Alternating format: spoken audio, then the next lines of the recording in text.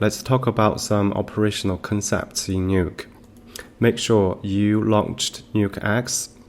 As we can see, we have three big sections here. The top one is called View 1 panel, which allows you to load images and assets.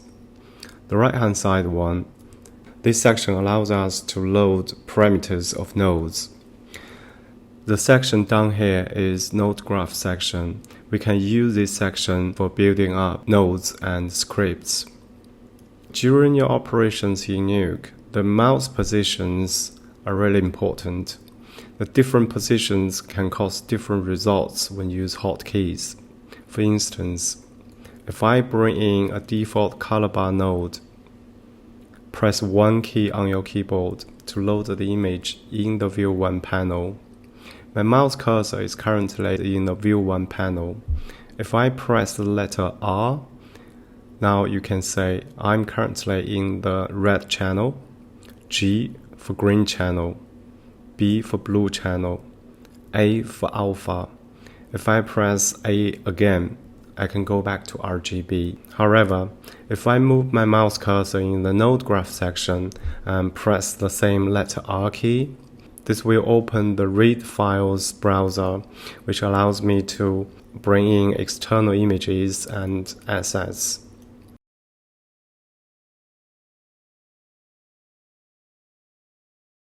Before exploring the project settings, let's have a brief look at the standard datasheet for a widget fax shot used in production. From the information listed here, we understand this plate is a 10-bit DPX file. This is the plate name and the slate name, camera aperture resolution, which is 6K, and also the working resolution, and 10-bit. Color space is log.c, and also file type is DPX. And in this area, we have two big sections.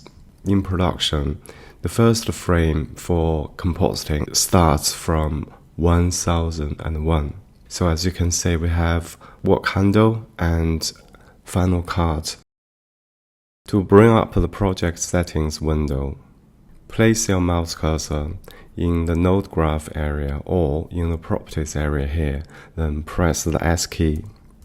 In the project settings, we have three options to discuss. The first one is frame range.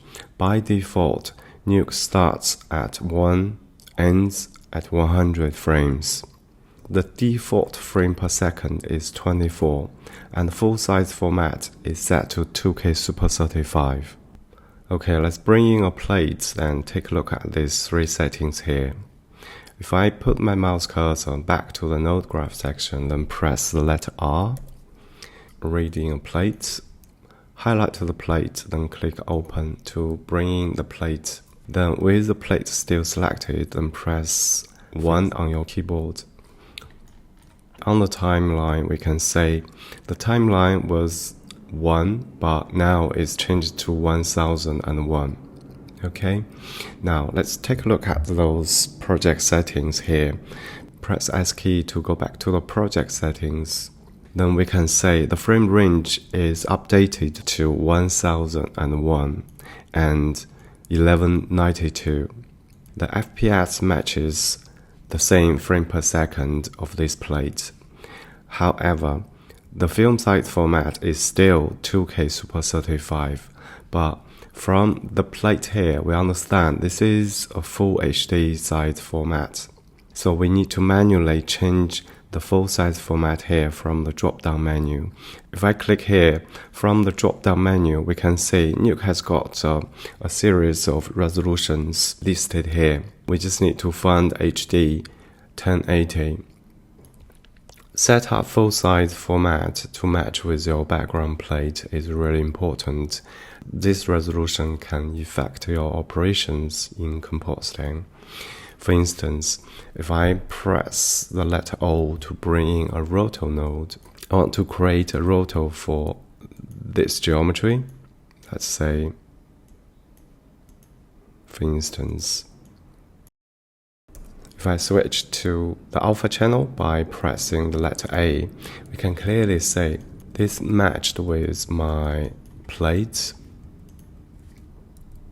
because these two nodes have got the same resolution, as we can see here. Okay, Full HD size. However, the roto node has got a BG input, which by default is not connected to anything. That means this BG input will look for the resolution of your project settings, which is set to Full HD in this case. If we change the full size format back to 2K Super 35, now let's take a look at the resolution of the roto node, which is automatically matched with the project setting in the full size format option. Now we can say we have 2K Super 35 for the roto node, okay? And the background plate of this project is Full HD. So if we do compositing between these two resolutions, will cause issues. Alright, let's talk about a real-world scenario. When you use cameras to film something in the real world, you always have foreground, middle ground, and background.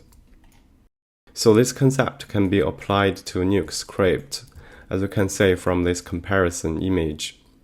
On the left-hand side, we have background, middle ground, and foreground elements located towards the camera at different positions.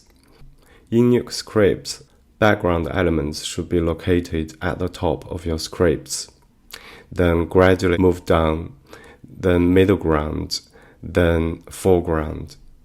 Then at the bottom of the script is your final output. You can see those vertical lines here. They are B inputs. These vertical lines are more like a trunk of a tree. You also have those horizontal lines. They are inputs. If you think those branches of trees,